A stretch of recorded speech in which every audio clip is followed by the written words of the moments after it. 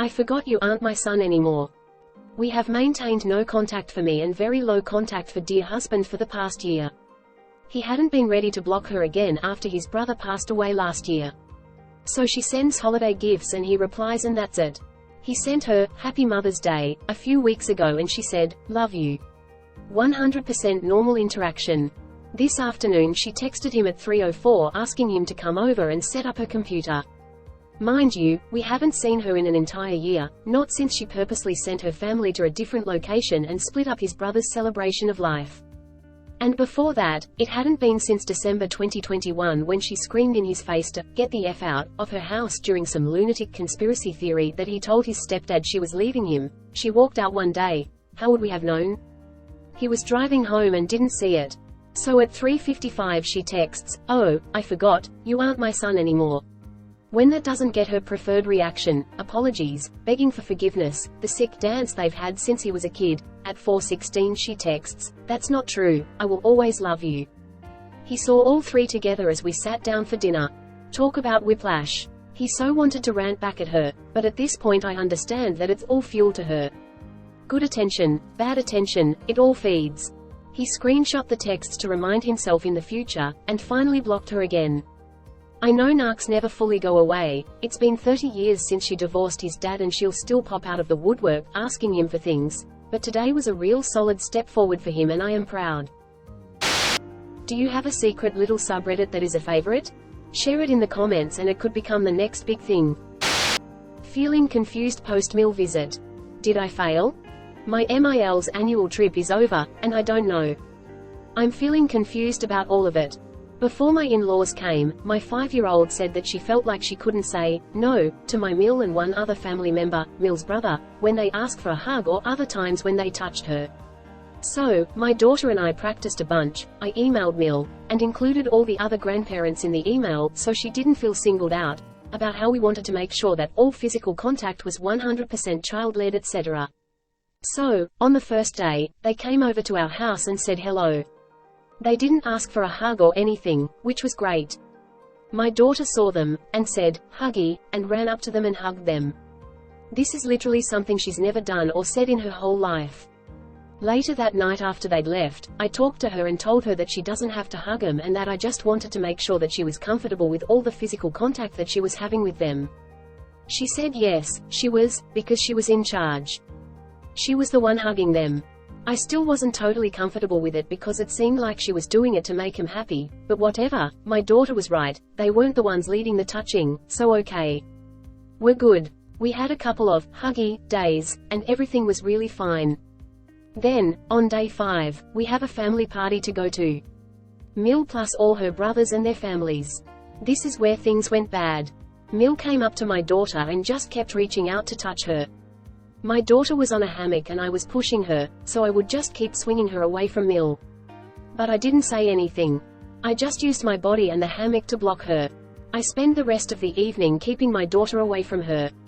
MIL's brother is also there, and he is trying to get my daughter to interact with him physically as well. In a teasing way. Trying to pick pretend bugs out of her hair, asking her to come closer so he could do some funny poking thing. My daughter wasn't having any of it and he gave up and then started teasing her instead about eating spiders, and she just came over to me and we went to a different part of the house for a minute and then it stopped. Then, family picture time. Another family member starts talking to me so I'm not paying attention. In this moment my Mill manages to grab my daughter and start spinning her around in the air. My daughter is yelling, no huggies, and I guess she had to say it twice before Mill put her down. I guess Mill said, but it wasn't a huggy. I hear about all this later from my husband and daughter. After that, my daughter totally sours on her. We have one more day of the visit, so we go to the zoo. Again, Mill keeps trying to touch my daughter and my 1-year-old son, and I keep saying, oh, and again, blocking her. At one point I tell her that we don't even touch our kids, at least our 5-year-old, without asking, and she finally mostly stops. But, it still feels like I have to stand in between Mill and kids to make sure she doesn't touch them. When my daughter is a bit away from us, Mill says to my husband and I thought it was so interesting that your daughter let her 14-year-old cousin in her space without any problems, and I try to explain that my daughter is actually totally fine with physical play etc., but that it's important that she is in charge of her body, and that it's very different when she's interacting with another kid vs another adult. As I'm talking, Mil is bending over trying to rub in the sunscreen on my 1-year-old's face while my husband is telling her to leave him alone. And she just won't. She just doesn't. We have been talking to Mil about this since my daughter was born. I don't know what else to do. It's especially confusing because she seems somewhat responsive to our talks at first, but then as the visit goes on, I think because she sees my daughter is touching her and doing the huggy thing, she thinks it's just okay to touch her whenever she wants to. First time seeing Mil after boundary blow up. 8 days ago we had a talk with her and laid down boundaries. Boundaries that should not have to be asked for and are common decency. A great way to sum up our boundary message is that we were letting her know we will choose distance from her over disrespect from her. We provided examples of her disrespect as well, and Mil denied all claims or said, "I don't remember." Mil was extremely angry at this conversation. She reacted in a typical narc way where she didn't see how anything she was doing was wrong, as she was only doing things because she loves her grandson, and how could we be so mean to her? When her son is telling her how he has been hurt, her reaction is to be mad at him for saying this to her. Cringe. Also, I don't know if she is a narcissist, but she checks a lot of boxes when I read about him online. Anyways, fast forward to today. Mil has not spoken to me or DH in 8 days and counting. She let us know at the end of the boundary talk that this was our punishment for telling her our boundaries, but it's such a reward for both of us. This weekend is a gender reveal party for Mil's other son, Dee's brother, and it's co-ed.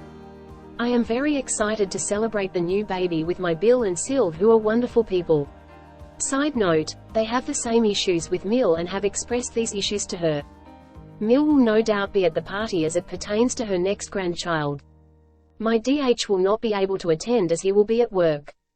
I am going with my 8-month-old son, so please don't suggest that I don't go. But I would love advice on how to handle this situation. Last contact with Mil was boundaries and somewhat explosive on her end. I want to keep the peace but also not fold to Mil. How do I balance this? She is likely to make petty comments to others while I am in earshot. With a big group she will mostly hold herself together and hide her nastiest behaviors. Another side note, most people at the party know how awful Mil can be as they have experienced it themselves. Mil doesn't get along with most, if not all, people who will be in attendance. We are happy setting our boundaries, and when they are crossed we will go NC for a period of time, and we have a plan together as a couple. Since our boundary talk 8 days ago, she has not crossed any boundaries, we haven't seen or heard from her, so we have no reason to be NC right now. Also, we will be starting couples therapy soon purely to discuss Mil. We hope to invite her to some sessions in the future to work on our relationship. We have hopes for change. SDH is amazingly supportive and totally gets how his mum can be. Share your story in the comments, I would love to add them to a video.